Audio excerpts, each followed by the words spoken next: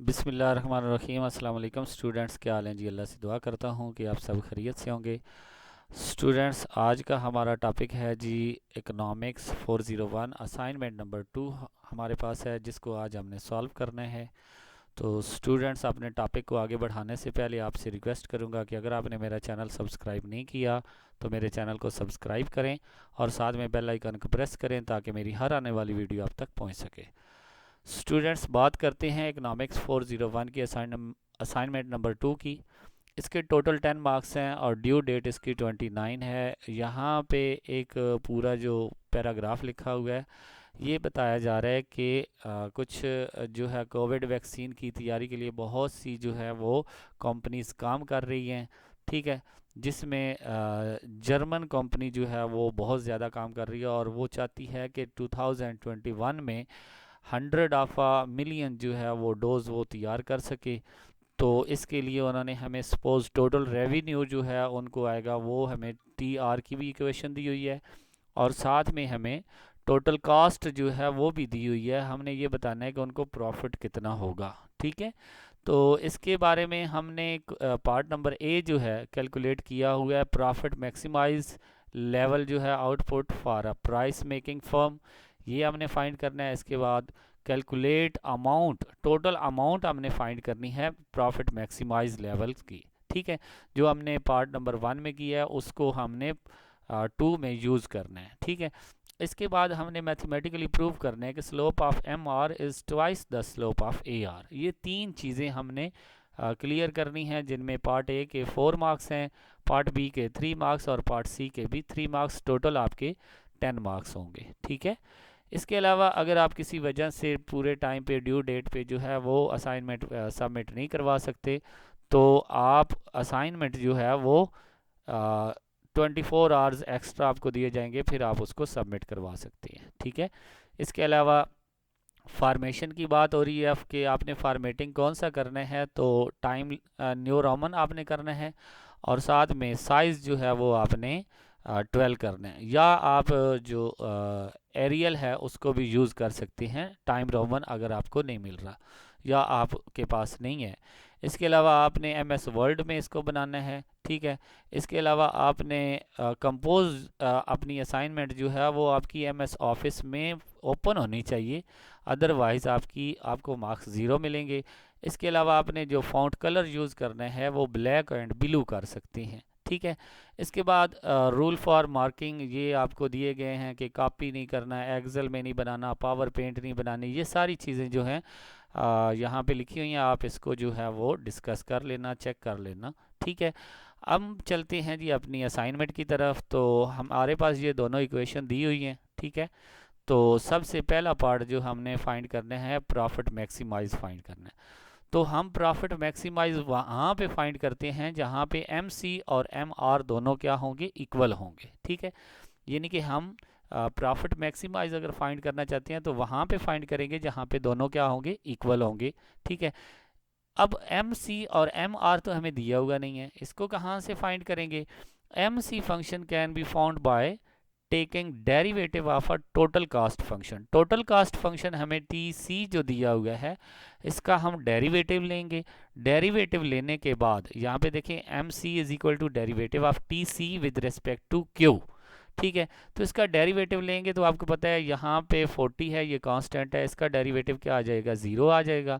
और यहाँ पे क्यू की जगह पे 1 पुट कर देंगे तो क्या आ जाएगा, 10 आ जाएगा। ये हमारे पास 10 आ गया और ये पावर पीछे अगर मल्टीप्लाई होगी तो 3 2 ज़ार 6 और साथ में क्यू की एक पावर कम हो जाएगी तो ये क्यू आ जाएगा। ठीक है, ये हमारे पास एम सी की वैल्यू आ गई। ठीक है, अब हमने एम आर कैसे निकालना है। M R function can be found by taking derivative of a total revenue. Total revenue का जो डेरिवेटिव है वो अगर आप लेंगे तो आपके पास एम आर की वैल्यू आ जाएगी।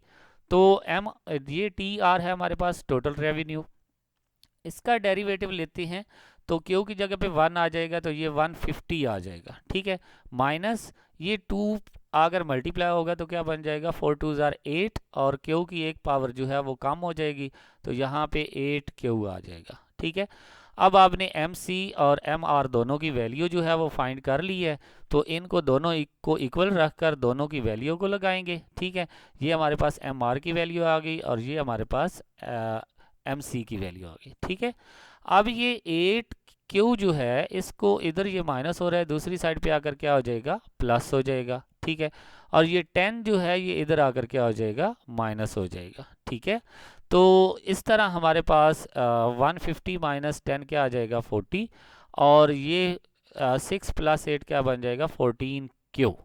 अब ये 14 इधर अगर जब डिवाइड होगा तो 140 डिवाइडेड बाय 14 क्या आंसर आ जाएगा, 10 के क्यू। हमारे पास 10 क्वांटिटी की जो वैल्यू है वो हम निकालते हैं कि 10 क्वांटिटी में हमें कितना प्रॉफिट होगा। ठीक है, तो ये अभी पहला ही पार्ट रहा है। तो अगर आपने प्रॉफिट मैक्सिमाइज निकालना है तो उसका फार्मूला है आपके पास कि टी आर टोटल रेवेन्यू में से टोटल कास्ट जो है वो माइनस कर लें। ज़ाहिर सी बात है, आपके पास जितनी भी सेल प्राइस आती है उसमें से कास्ट प्राइस को माइनस करते हैं तो आपके पास क्या आता है, प्रॉफिट आता है। तो हमने भी टोटल रेवेन्यू में से टोटल कास्ट जो है उसको माइनस किया, तो ये हमारे पास इक्वेशन जो है ये टोटल रेवेन्यू की इक्वेशन है और ये हमारे पास जो है टोटल कास्ट की इक्वेशन है। ठीक है, तो जब ये माइनस अंदर जाएगा साइन चेंज कर देगा। इसको हम सॉल्व करेंगे तो 150 माइनस ये 10 क्यू, ये 10 क्यू माइनस करेंगे तो 140 रह जाएगा। इसके अलावा ये 4 क्यू स्क्वायर और ये 3 क्यू स्क्वायर दोनों माइनस के हैं, तो ये माइनस 7 क्यू स्क्वायर आ जाएगा। इसके साथ हमारे पास ये 40 आ जाएगा। यहाँ तक हमारा पार्ट नंबर 1 जो है क्लियर हो गया। ये हमारे पास वही उसने कहा था कि आपने एक इक्वेशन फाइंड करनी है जिससे हम प्रॉफिट निकाल सकें। इसके बाद यहाँ से हमारा पार्ट नंबर 2 जो है वो शुरू हो गया। यहाँ से पार्ट नंबर 2 में हमने क्या करना है कि जो हमने ये क्यू की वैल्यू निकाली है, ठीक है, क्वांटिटी जो निकाली है इसको हम पुट कर देंगे। ये जो हमारे पास इक्वेशन आई है प्रॉफिट की, इसमें जब पुट करेंगे तो यहाँ पे 10, तो ये 1400, यहाँ पे 10 का स्क्वायर तो 100 आ जाएगा, 700। जब इनको सॉल्व करेंगे तो हमारे पास क्या आ जाएगा, टोटल जो हमारे पास प्रॉफिट आएगा वो क्या आएगा, 660, अगर हम 10 चीज़ों की 10 डोज की बात करें। ठीक है, so profit is maximize where output is 10 and maximum profit is 660। यानी कि अगर वो 10 डोज तैयार करते हैं तो उनको 660 रुपीज़ जो है या डॉलर जो है उनको प्रॉफिट होगा। ठीक है, अब हम बात करते हैं तीसरे पॉइंट की। तो उसके लिए जो उसने हमें तीसरा पॉइंट दिया हुआ है, उसने कहा था कि mathematically prove that slope of M R is twice the slope of A R. तो एम आर की वैल्यू तो हम निकाल चुके हैं, ए आर की वैल्यू हमने अभी निकालनी है। तो उसको कैसे निकालेंगे, ए आर अगर आपने निकालना है तो उसका फार्मूला होता है टी आर बाय क्यू।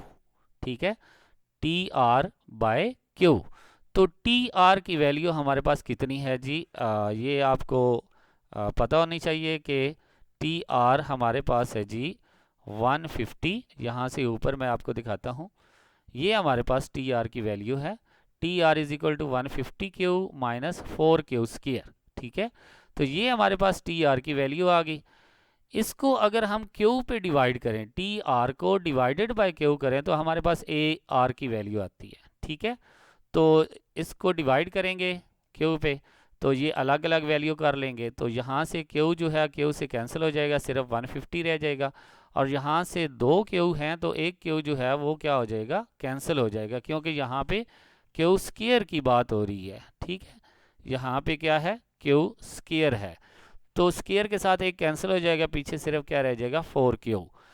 तो आगे आप इसकी वैल्यू भी निकाल सकते हैं ए आर की, क्योंकि आपको क्वांटिटी दी गई हैं तो मैंने निकाल दी है। ठीक है, क्यू की जगह पे 10 पुट करें तो आपके पास 110 ए आर की वैल्यू आ जाएगी। ठीक है, अब आपके पास ए आर की इक्वेशन भी मौजूद है और एम आर की इक्वेशन भी मौजूद है। ये आपके पास एम आर की इक्वेशन है। ठीक है, तो हमने स्लोप निकालना है एम आर का और ए आर का।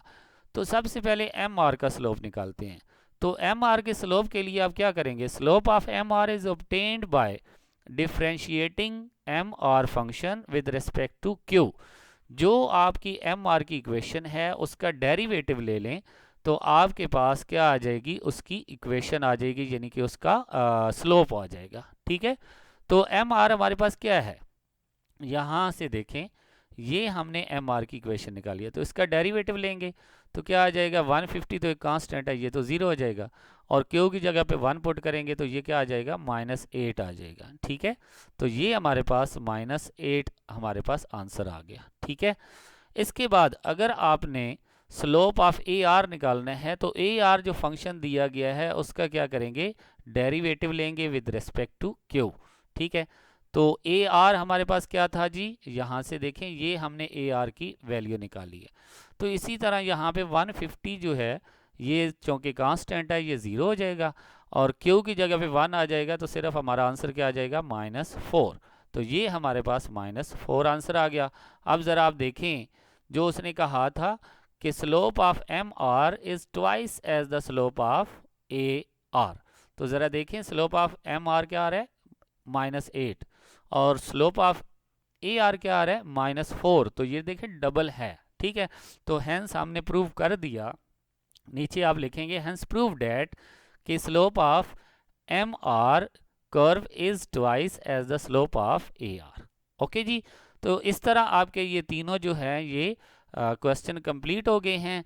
तो आपकी अगर आप इसको थोड़ी सी चेंज करके, थोड़ा सा चेंज करके, थोड़ा फॉन्ट साइज चेंज कर लें, या थोड़ा जैसे मैंने दरमियान में लिखा है आप एक साइड पे लिखें, तो इस तरह जो है आप अपने मार्क्स जो हैं वो कंप्लीट कर सकते हैं। तो स्टूडेंट्स अगर आपको वीडियो अच्छी लगी हो तो मेरे चैनल को लाइक और शेयर ज़रूर करें ताकि तमाम स्टूडेंट्स का फ़ायदा हो सके। तो स्टूडेंट्स इंशाल्लाह इस तरह की और वीडियो लाएंगे।